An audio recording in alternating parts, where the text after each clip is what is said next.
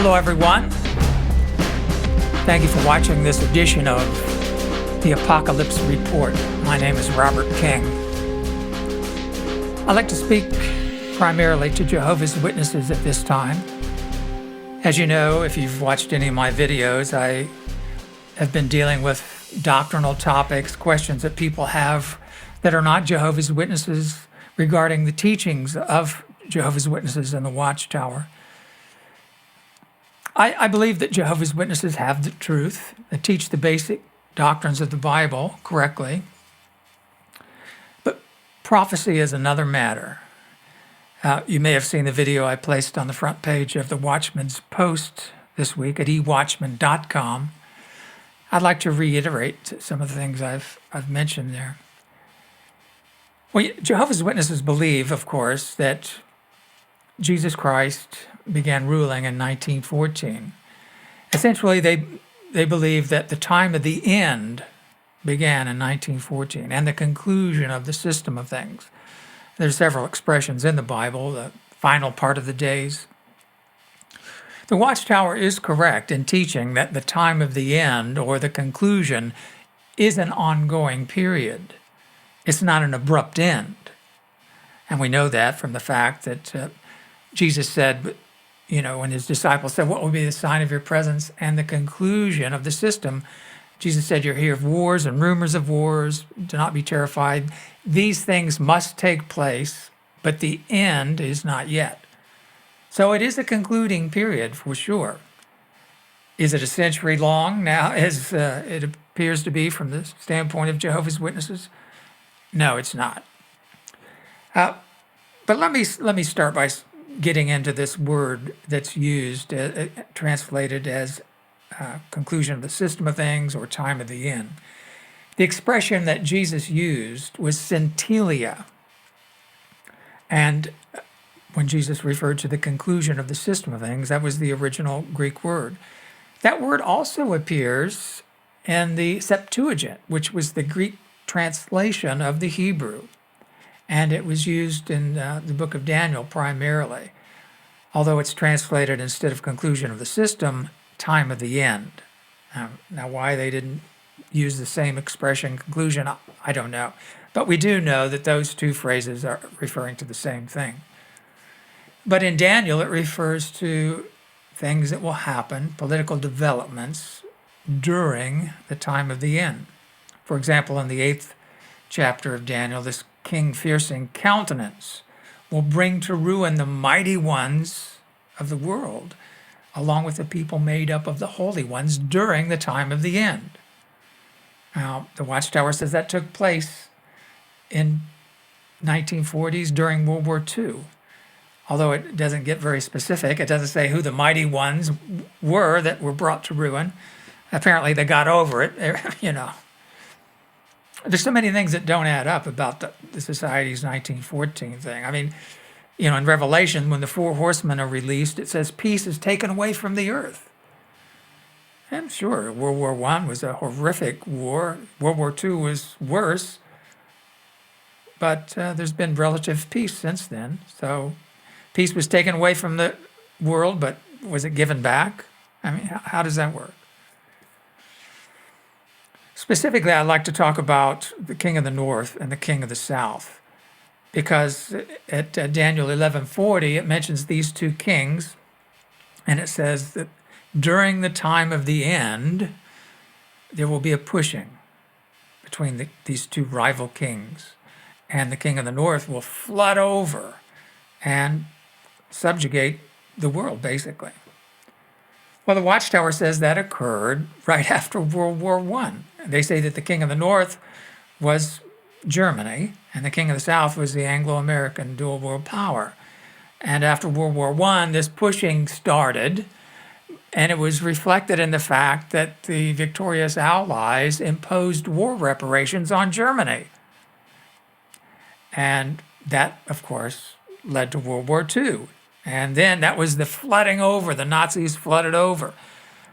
But apparently that flood receded because the Nazis gave up all the territory they conquered, and Germany itself was divided into numerous parts between the victorious Allies and the Soviet Union.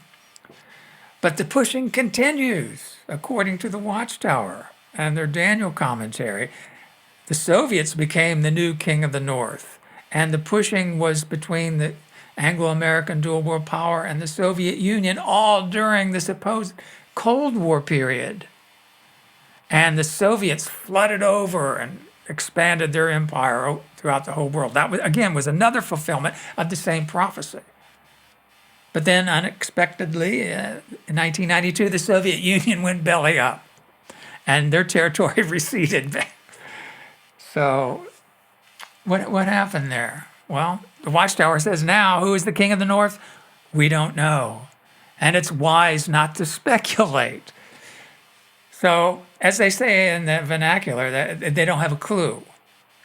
Right? Because according to the Bible, the king of the North is victorious all the way to the end until Michael stands up. And the king of the North subjugates his rival, the king of the South. How do we know that? Well, when this flooding over takes place, after the pushing, the king of the North floods over, and it says the king of Egypt will not prove to be an escapee, and the king of the North will rule over all the hidden treasures of Egypt. Now, the Watchtower has added some valuable insight in that they have identified this Egypt and that prophecy as the king of the South. And that is because the original king of the South was Egypt. And that occurred, of course, when Alexander's empire was broken into 4 parts. Egypt became the dominant kingdom, and Syria became the king of the North. So those two started it, and then the king of the North became Rome. The Watchtower says that the Soviet king of the North ruled over the hidden treasures of America during the Cold War, which is just total nonsense. It's not true. For one thing, when the Soviets got a jump on the United States started the space race. They put the first satellite into orbit, Sputnik, back in '57, I believe. But when President Kennedy became president, he vowed to go to the moon. He said, we choose to go to the moon not because it's easy, but because it's hard. And it was hard because the technology that needed to be developed to put a man on the moon did not exist in 1962 when Kennedy said, before the end of this decade, we're going to put a man on the moon. So that project, it was part of the arms race, for sure, the space race. They wanted to get to the moon before the Soviets. That space race caused the United States to spend a lot of money. And it was very beneficial for the United States and for the world, not to develop weapons necessarily, but that moon project was what they call a science driver project. And because they had to develop the technology to put a man on the moon, it had benefits for society. For example, back in the 60s, when Kennedy said they were going to put a man on the moon, a computer, an IBM computer that had less computing power than this laptop in front of me, it would fill a room. So they needed to miniaturize everything so they could put it on a spacecraft and keep it light. So the personal computer that you have in front of you now watching this video is a direct result, a spin-off, if you will, of this science driver project that Kennedy instituted. And all sorts of other technology, cell phone technology, and all the weather satellites and geopositioning satellites, GPS, all of that spun off of this moon project. And, the Watchtower's commentary was that the Soviets forced the United States into wasteful spending. It's totally ridiculous. Of course, no one will disagree that the Vietnam War was a total waste, not just of money, but of human lives. But that was not a disaster for the United States. In fact, the United States, when Reagan became president, he sort of revved up the arm race, big talking cowboy, but his intention was to bankrupt the Soviet Union by starting another leg of the arms race, because his advisors told him that the Soviet Union, if they try to keep up, they will bankrupt themselves. And that's exactly what happened. So the American king was victorious over the USSR. But the society has it completely reversed. And the society does not recognize that the king of the South goes under. They do not recognize that. But because after it mentions that Egypt will not escape the expansion of the king of the North, there is no mention of the king of the South or Egypt. There's no mention of the king of the South specifically after the pushing begins. So it's a sole king. A king of the North goes all the way to his end, and Michael stands up and destroys him. Same thing in the 8th chapter of Daniel. A king fierce in countenance goes all the way to the end, and the Prince of Princes destroys him. So when he brings, king of fierce countenance brings the mighty ones to ruin, he has no rival. So that brings us to the question, what then is the pushing? Or before that, who is the king of the North? If it wasn't Germany, if it wasn't the Soviet Union, and we don't know who it is now, well, who is it? Well, it's the British Empire. And most people say, well, no, there's no such thing as the British Empire. Well, there is. The British Empire today exists in the form of the British monetary financial empire run out of the City of London and their network of banks, and Wall Street is part of this imperial system. And the Queen of England is still the sovereign of all those Commonwealth nations. So they like to present themselves as being a relic of bygone days, but they're a very, very powerful institution. The Queen is or I should say the Crown, because it's not really the Queen's personal property, although she could sell it off if she wanted. But the Crown, is by far the largest private property holder in the world. The Crown owns properties throughout the United Kingdom, of course, vast holdings in Canada and in the Commonwealth nations. And they own enormous stakes in the oil companies and banks around the world. And through their network of people that are associated with the Crown, they own pretty much 80% of the world's banking system. And as is known, the Federal Reserve of the United States is not a federal institution. It's a privately held bank.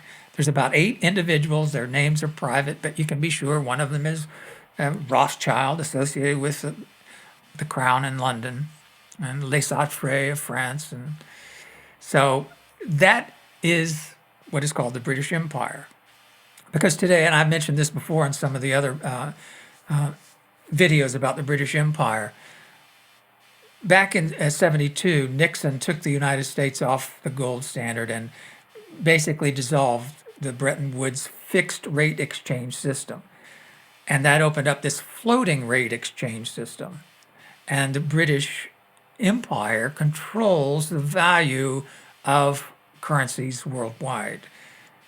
On any given day, there's about $4 trillion of Forex, foreign exchange, from one currency into the other. And that causes the value of those currencies to go up and down relative to each other. And enormous amounts of money are made by minute fluctuations because of the tremendous volume of bets involved. $4 trillion a day, less than 1%, is involved in the purchase of something. All the rest is speculation, betting, one currency against the rest. And of that 4 trillion, half of it goes through the City of London. All right, so that is tremendous power. Presently, though, that global financial system is bankrupt, and it's on its final legs. As you know, 3 years ago when Bear Stearns started to go under, and then it created a cascade effect. The mortgage bubble exploded. It was a massive con game. They sold mortgages to people that didn't have jobs, had no money to put down, and then they packaged these up with some good mortgages of people that could pay, and then they sold them to investors all over the world. These big investment banks sold them out. And then they sold insurance policies with other buyers to insure this debt. So when the housing bubble blew, as everybody knew it would, then that activated these insurance policies called derivatives, credit default swaps. And so somebody was on the hook for Lehman and Bear's debt, AIG was holding billions of these derivatives. They couldn't pay it. And so the whole system was within 48 hours of freezing up. And the bankers, talked to the terrified politicians. We're going to go under the. I remember President Bush at the time. He said, "It's one truthful thing he ever said. I think he said, this sucker could go down." He talked about the financial system, and so, well, they should have let it go down, but they didn't, and instead the government gave the bankers billions, trillions actually, and is still obligated for trillions. But now we've reached that point again. And so see this, the bankers they keep expanding debt is the only way they make money. But if it reaches the point where the debt becomes totally unpayable, then you have a collapse. So we're at that verge where it's unpayable. And we're seeing that reflected in the EU nations, the so-called pigs, right? Portugal, Ireland, Spain, and Greece, and Italy. Ireland has ponied up billions to keep the banking system afloat, but Greece is not going for it. And the people of Greece realize that their future is being sold for generations. The country is selling off their national treasure, shutting down. Employment is running like 40% in Greece. So people are filling the streets, and one of them was carrying a sign a few days ago saying, "We have the solution, revolution." So now the rulers in Greece are really between the rock and the hard place. They want to do the bankers' bidding, but if they do, the people are going to kill them. Right? So that's what we're coming up against. This king of the north is in trouble because his power is based upon a financial system that is doomed. Well, the king of the south, the American system, is foolishly trying to bail out its nemesis. It's coming now to a head, and I think we're seeing the pushing foretold. So we're nearing the time of the end. Back during the Great Depression, the bankers brought this whole thing on again when Wall Street went under. And Roosevelt put some of them in jail. It's funny because since Bear Stearns went under, not one Wall Street guy has gone to jail. And they're guilty of massive, massive fraud. As we've seen with Goldman Sachs. They sold billions and billions to their investors, told them that these mortgage-backed securities were AAA. And the guys selling this stuff knew better. And they would joke and call these guys, the fools that are holding the bag here. And so when they knew the thing was about to blow, they bet against their own clients, billions, shorting the mortgage-backed market. So when it blew, they were making money on the way down, and they sold all this worthless paper to these suckers. And Congress, they had the hearing, the SEC has done nothing. They should have gone. But anyway, Roosevelt put some of them in jail, and he passed a law, signed a law in Glass-Steagall. It prevented, private commercial banks from getting involved in speculation. Well, that law was repealed back in '99 when Bill Clinton was president, and that opened up the way for this massive gambling casino financial system that has developed ever since then. And the derivatives now associated with the underlying economy are in the range of a quadrillion, 1,000 trillion, totally unpayable. If ever all these derivatives became activated. But now, in the past few weeks, Glass-Steagall has come back for consideration in Congress. It was shot down. Obama shot it down a couple of years ago when this financial crisis really started. And it's interesting that it has come out since then that when Glass-Steagall was being considered 2 years ago, London sent a message to Obama and said, if Glass-Steagall is enacted again, we will consider it a hostile act, an act of war. Consider that. A foreign power told the United States, you better not pass a law restricting our ability to loot you, or we will consider it an act of war. But it's back up for consideration now. And I think some of these guys are a little wiser than they were before. And there is a movement afoot to impeach Barack Obama because of his launching another war on Libya. The Constitution requires the President of the United States to get authorization from Congress before committing the resources of the United States to war. He completely bypassed Congress. And so now they are calling him to account for that, and he may be impeached. And it's funny because the men pushing that are the same men that are the co-signers for the new Glass-Steagall. So they realize that they got to get Obama out because he'll veto the law. So it's coming down to that, this pushing between the nation state, the republic, primarily the United States, and this empire of the financiers. Who's going to win?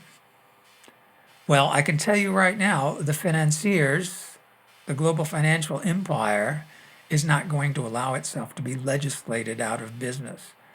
And it knows that its financial system is doomed either way. If they go ahead with a bailout, the currencies will explode in hyperinflation. If they don't do the bailout, you get a collapse of the bubble. So the system has reached that breaking point. The nation states are trying to rise up to save themselves because it's like the Titanic. But I can tell you for sure, the empire will destroy the world before they allow themselves to be defanged and bankrupted. And they have the means to do it. They control assassination squads. They control, through their intelligence agencies, terrorist assets. They can set off a war, and they will set off a war, and they'll go to the Third World War to prevent the United States from putting them out of business.